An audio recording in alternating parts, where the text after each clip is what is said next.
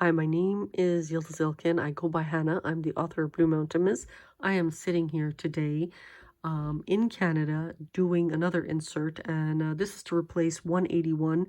For whatever reason, it did not take. There may have been confidential information. Either way, it got pulled, so we're redoing it. This is one of the rarity ones. So, first of all, we are inside Canada, but we are talking about the United States at the height of its empire after World War One and Two. So around in the 40s and 50s, there was ample supply of natural resources. There was a lot of slaves that were brought in, and pretty much a whole nation was built off the back of the United States. Now, what does this have to do with C3? Because in 2003, it was the Pentagon that contacted Hanna to stop research on Iraq. Now, why was Hanna interested in Iraq? Same kind of connotation or gist of a story. She was interested in Iraq because she was studying behaviors of humans to that of war, to that of mismanagement. And when we think of the United States, and if we understand how she was raised, partly in the Bronx in the late 70s, right after civil rights, she had a hardcore connotation of, an identity that was very different from what it is perceived as today. First of all, she was raised by three different Black mothers. So this is about not just the United States, it's about the overall gist of betterment for society. So when we look at natural resources and we look at the ample supplies of who built the United States, and when we look at what was done to Iraq and Syria and some of the detrimental combat between two different land masses, because one has to sink. We didn't have enough resources to maintain two different land masses. And when we're talking about two, Hanna divided a marker right down the Atlantic Ocean, and this is between landmass one, which is Europe, Africa, and well, this is her design, anyways, and landmass two, which is the Americas. Now, one of these two had to go, and by the way, the infiltration was occurring between China and India into Anatolia, and then wanting the United States. All of these things, again, are based off the 900 stories of Hanna inside C3. Now, when we look at the past and then how it is today, what does this have to do with all the work she did inside Sun Collection? What you're looking at is because of a discovery she tried to do to diffuse pressure and provide alternative thought of existence. Now, this is very, very major, and most people don't know because at that particular time she got horribly injured, and actresses were used, and the files were brought overseas. But when we're looking at Kensington, if you see people bent over, injured, on the floor, sleeping, a complete mess, high as hell, it has to do with, again, the power pull between United States and Asia, United States and Asia. And these people are like this at this particular time because it's a hidden war inside Cluster 3, and it also has to deal with the medicals and an Intel chip.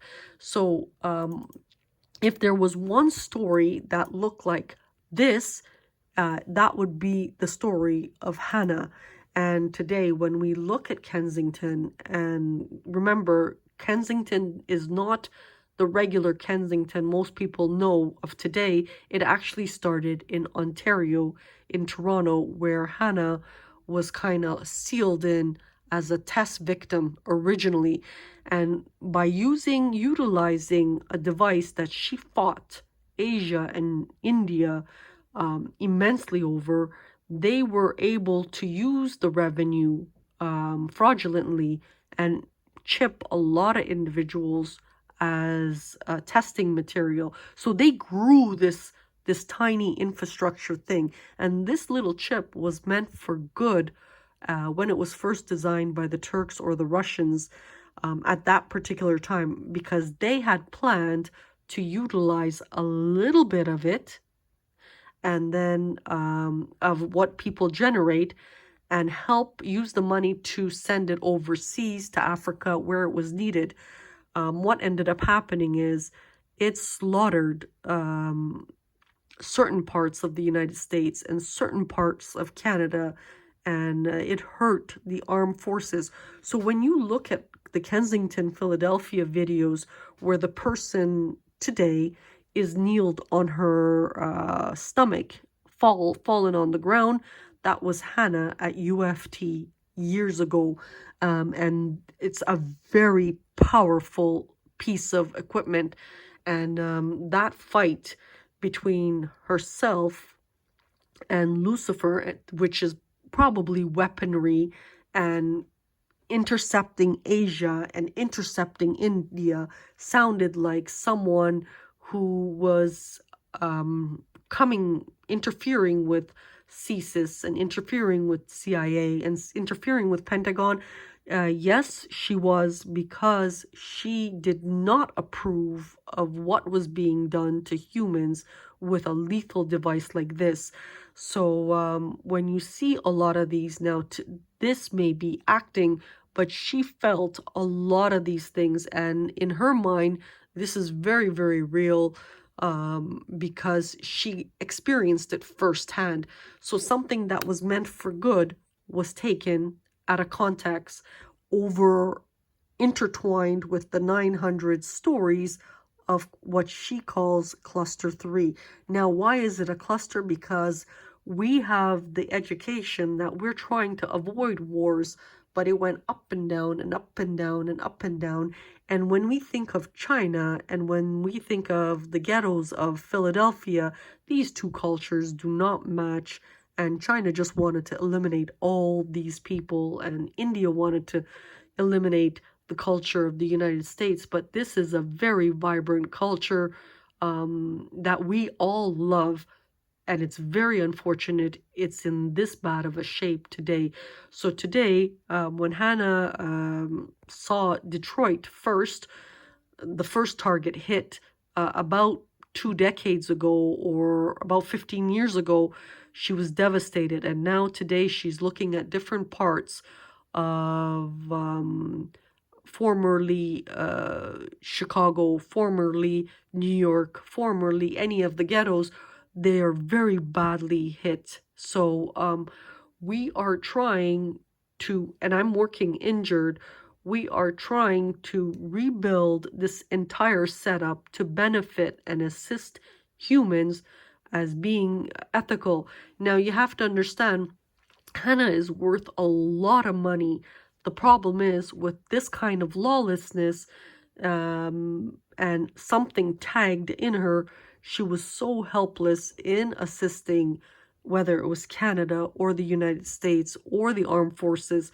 So there's still that pull, again, interception between China, Hanna, India, between CSIS, Hanna, between every other thing related to human rights and ethics and morality and all of that. So again, when we look at this, this is what's going on right now, and there's not much we can do.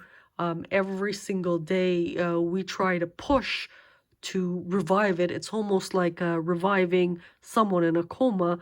Very, very difficult, because I don't accept this at all. And how much these foreign countries who have different cultures injured these individuals. So is this a new story? It's absolutely a very, very old story.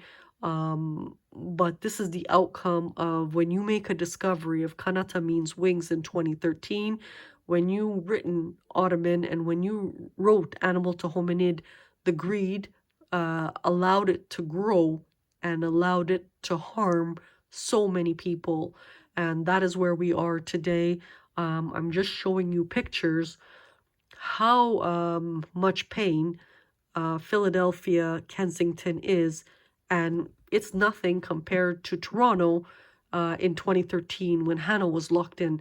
So that is where we are today, and this is why there's a new section in Ontario, a zone to help some of the test victims here, and we call it the zone of Hannan because we are living it at this particular time, and this is just awful if we look at it.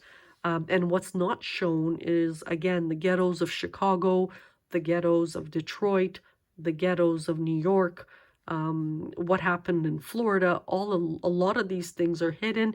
And I think most people in the United States probably don't see this because I have a particular phone that I'm able to broadcast. So you are getting a glimpse of it if you are overseas. So thank you and have a good day.